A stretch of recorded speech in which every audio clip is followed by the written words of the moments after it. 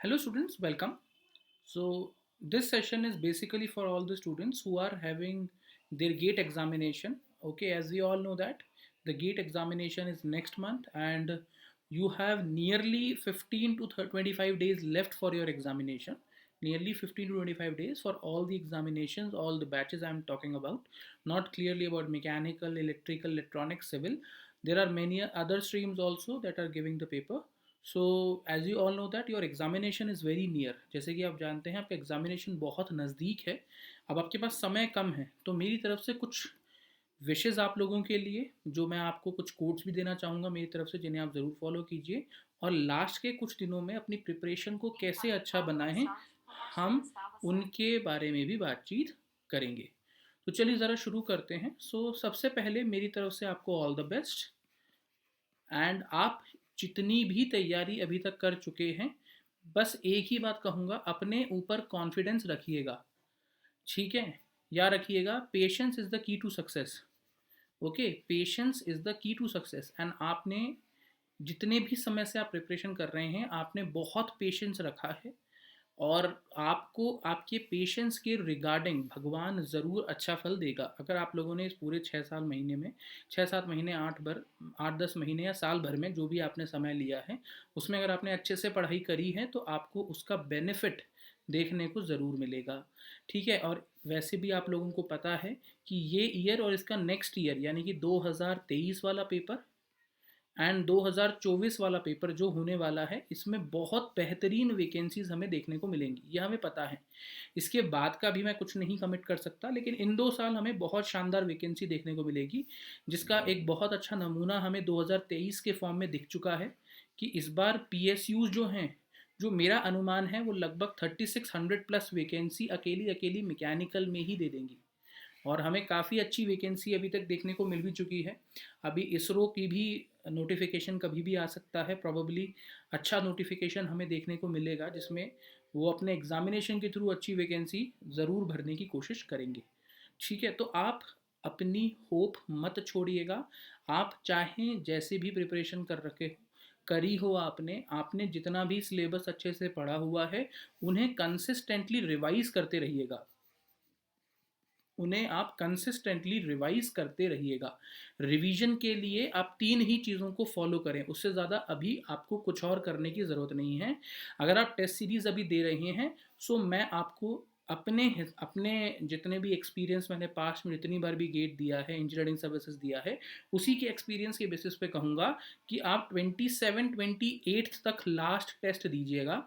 28 के बाद आप कोई भी टेस्ट मत दीजिएगा, वरना आपके मन में नेगेटिविटी बढ़ना चालू हो जाएगी। जिनका पेपर बहुत पहले है, ठीक है, जिनका पेपर शुरुआत में ही है, जैसे मैकेनिकल वाले हो गए, सिविल वाले हो गए, मैकेनिकल वाले हो गए, मैं पर्पसफुली बोलूँगा बिकॉज मैं भी मैकेनिकल ब्रांच का हूँ। आप लोग 25 तक आखिरी पेपर दीजिएगा, उसके बाद आपको कोई टेस्ट देने की ज़रूरत नहीं है। दूसरी चीज़, रिवीजन आपको कैसे करना है, जितने भी टेस्ट आपने दे रखे हैं उनके सारे क्वेश्चंस आपके पास होंगे, तो आप उन्हीं क्वेश्चंस को बार बार प्रैक्टिस करिए। उन्हीं क्वेश्चंस को प्रैक्टिस करिए, उनमें से देखिए किन जगहों पर आपको आपकी कमियां देखने को मिल रही हैं।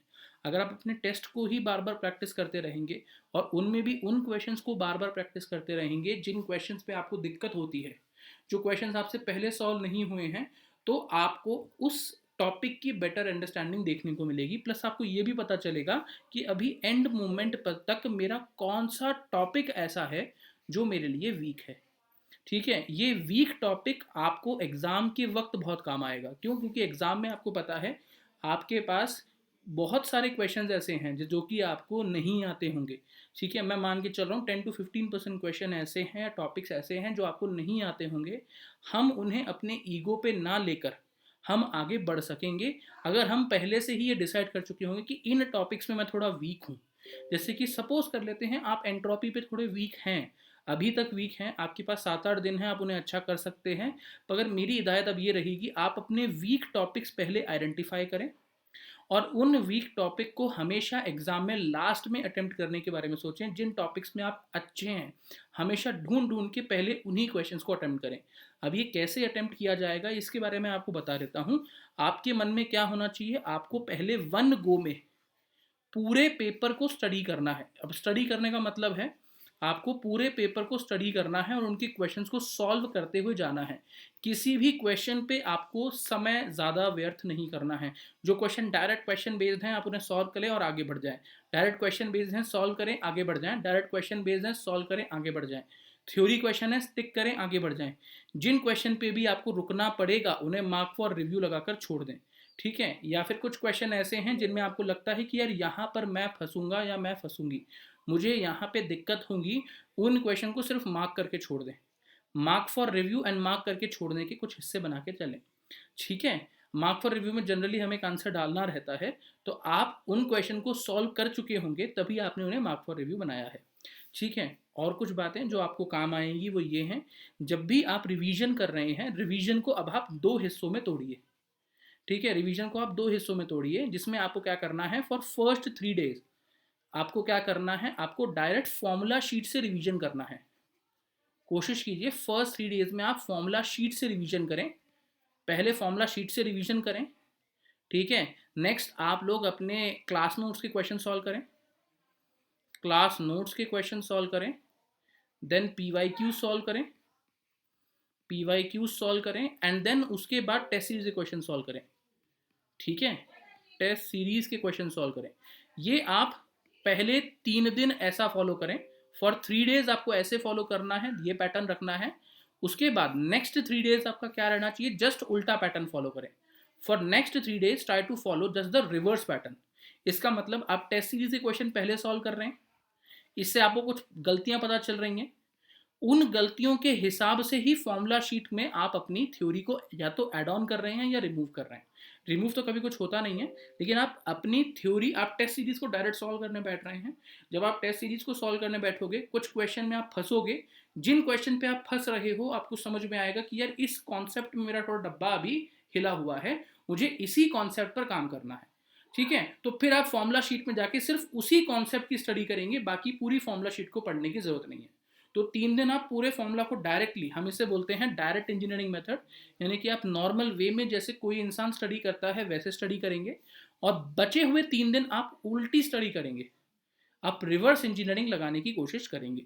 ठीक है, किसी नए क्वेश्चन को अटेम्प्ट करने का ये समय नहीं है, तो कोशिश कीजिएगा अब आप नए क्वेश्चन को अटेम्प्ट करने से बचें। जितने क्वेश्चन आप टेस्ट सीरीज में कर चुके हैं उन्हीं क्वेश्चन को रिपीट करने का समय है ये, तो उन्हें एक बार देखें, अच्छे से रिपीट कीजिए, नए क्वेश्चन पे फंसने की ज़रूरत नहीं है। दूसरी चीज़, जो संडे होगा आपका, ठीक है, ये जो संडे होगा आपका, जो आपका अकेला एक दिन बच गया, मतलब मैंने 6 दिन का बता दिया है, संडे जो होगा इसमें आपको क्या करना है, आपने जो टेस्ट पहले पूरे दे रखे हैं, कंप्लीट फुल लेंथ टेस्ट जो दे रखे हैं, उस कंप्लीट फुल लेंथ टेस्ट को आपको मैक्सिमम 2 टेस्ट, मतलब 1 से 2 टेस्ट आपको उस दिन दोबारा से बैठ के सॉल्व करने हैं, सिर्फ टेस्ट सॉल्व करने हैं। इस दिन आपको कोई फॉर्मूला शीट नहीं पढ़ना, कोई रिवीजन नहीं करना है, सिर्फ बैठकर टेस्ट सॉल्व करना है। 3 घंटे में आप कितने क्वेश्चन ज़्यादा एक्यूरेटली सॉल्व कर पा रहे। ठीक है, कोशिश कीजिए इस समय आप माउस लगा के अपने कंप्यूटर से माउस लगा के गेट का जो आपकी कैलकुलेटर आता है, गेट कैलकुलेटर आपको मिल जाएगा वेबसाइट्स वगैरह पे, उसे डाउनलोड करें और उसी से क्वेश्चन डायरेक्टली सॉल्व करने की कोशिश करें। ठीक है, एक बात याद रखिएगा, एग्जाम के वक्त आपके मन में, एग्जाम से जस्ट पहले मैं सबको कहता भी हूँ, आज से आप लोग एक भ्रामरी प्राणायाम आता है, नेट पे आपको मिल जाएगा, भ्रामरी प्राणायाम आता है, उसे जरूर करें।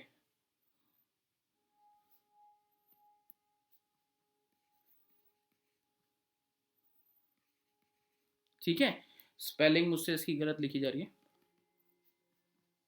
प्राणायाम, सॉरी, भ्रामरी प्राणायाम आता है, अब उसे करिएगा। उसमें हम भंवरे की आवाज़ निकालते हैं, कई लोग ओम की आवाज़ निकालते हैं, मैं ओम की आवाज़ निकालता हूँ, आप भंवरे की आवाज़ निकाल सकते हैं, जैसे भंवरा करता है। आपको अपने पूरे, मतलब ऐसे पूरे अपने आप को ढकना है, आंखें बंद करनी होती है, और आपको मन के अंदर आप एम बोलिए, म बोलिए, ओम बोलिए, जो भी बोलना है उसका उच्चारण करिए मन के अंदर। ठीक है, और आपको उसकी आवाज़, मतलब आपको सिर्फ की आवाज़ सुनाई देनी चाहिए, इससे आपका माइंड बहुत शांत होता है। जो आपके मन में टेंशन आ रही हैं, आप उन टेंशन को कम कर सकते हो। तो मैं जब भी एग्जामिनेशन देता हूँ कोई भी, तो मैं सबसे पहले इस भ्रामरी प्राणायाम को करता हूँ। मैं रोज़ाना कोशिश करता हूँ कि एक बार भ्रामरी प्राणायाम को करूँ, ताकि मेरा मन जो है वो स्थिर रहे, और मुझ में किसी प्रकार का गुस्सा ना आए। तो आपसे भी मेरी यही विनती रहेगी रहेगी कि आप इसे रोजाना एटलीस्ट 1 से 2 मिनट करें, ज़्यादा भी नहीं करना है। आप इसे 1 से 2 मिनट करें, इससे आपका माइंड सटल हो जाएगा। और जब आप एग्ज़ाम देने जा रहे हैं, एग्ज़ाम जिस समय देने जा रहे हैं उससे जस्ट आधा घंटा पहले, 1 घंटा पहले आप भ्रामरी प्राणायाम ज़रूर कर लें। आपका मन बहुत शांत हो जाएगा, आपको लगेगा कि यस मेरा मन हल्का हो चुका है, मेरा दिमाग उतना खाली हो चुका है कि अब मेरे मन में कोई भी गलत विचार नहीं आ रहे हैं। और इस अगर आप तरीके से पेपर देने बैठोगे तो आप कभी भी कोई गलत काम नहीं कर पाओगे, आपसे गलती नहीं होगी। हमसे गलती हड़बड़ाहट में होती है, तो हमें हड़बड़ नहीं करनी है, हमें अपने आप को स्थिर रखना है। और स्थिर रखने के लिए भ्रामरी प्राणायाम का इस्तेमाल आप ज़रूर करें। अब से रोज़ाना मैं कुछ छोटे छोटे ये क्लिप्स डालूंगा, एक एक दो दो 5 5 मिनट के। जो मेरे कैलकुलेशन हैक वाला वीडियो है वो ऑलमोस्ट कंप्लीट हो चुका है, वो भी डलना चालू हो जाएगा प्रोबेबली कल या परसों से। सो मैं आपको ये कहूँगा आप इन सारी चीज़ों को फॉलो कीजिए। और भी मैं कुछ टिप्स एंड ट्रिक्स हैं जो मैं आप लोगों के लिए लाता रहूँगा। सो मिलेंगे नेक्स्ट लेक्चर में। Thank you. एंड जैसे कि आज लोहरी है तो मेरी तरफ से सबको हैप्पी लोहरी। और भगवान करें कि ये साल आप लोगों के लिए एक नई उमंग, नई तरंग और आपके जीवन में वो सारी सक्सेस ला सके जिसके लिए आप अभी तक हैं। ठीक है। So thank you and have a nice day.